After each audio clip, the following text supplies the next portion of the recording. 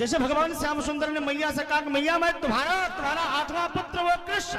और जैसे कृष्ण सुना ना, जैसे कन्हैया सुना, तैसे मैया ने उठा करके अपने कलेजे से लगा लिया, अपने हृदय से लगा लिया और पुरानी बात को याद किया कि जब भगवान श्याम सुंदर जेल में प्रकट हुए थे तब बताया था अपना परिचय। उसी परिचय को आज पुनः याद किया कि ये वही है। कौन सा परिचय दिया था भगवान ने? अब भगवान का परिचय क्या है हम आप भी जाने कि काल का भी काल हूं मैं, देवकी का लाल हूं मैं, पल में प्रलय समान संकट मिटाता हूं और भ्रकुटी विलास में कांपते हैं चंद्र सूर्य और दिव्य तर्जनी के अग्रभाग से नचाता हूं। मैं जब चाहूं तभी सारा संसार नचा सकता हूं, नष्ट कर सकता हूं। कि ज्ञानियों को ज्ञानी में, प्रेम के पुजारियों को भक्ति पंथ नर्म भावना सिखाता हूं और ज्ञाता हूं प्रचंड रणनीतियों और राजनीति का भी आताताइयों को मैं पृथ्वी से मिटाता हूं।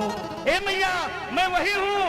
आज मैया देवकी ने अपने हृदय से लगा लिया, आंखों से अश्रुवात होने लगे।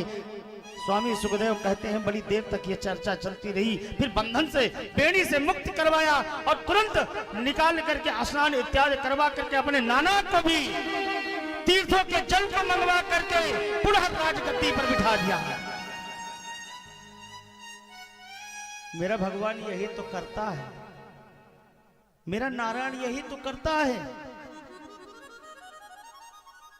एक राजा पंडित जी से पूछे कि तुम्हारा नारायण करता क्या है, तो पंडित जी ने यही उत्तर दिया था, कहा कि अब हम उत्तर 2 दिन बाद देंगे।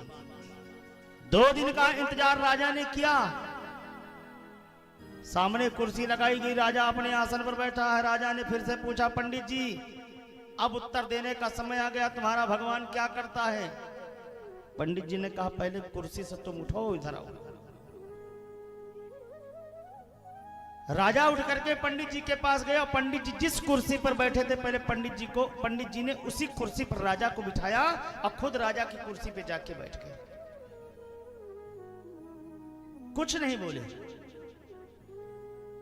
फिर राजा ने कहा पंडित जी आप बताए नहीं। अरे पंडित जी ने कहा राजन अभी आपको समझ में नहीं आया कि मेरा भगवान क्या करता है?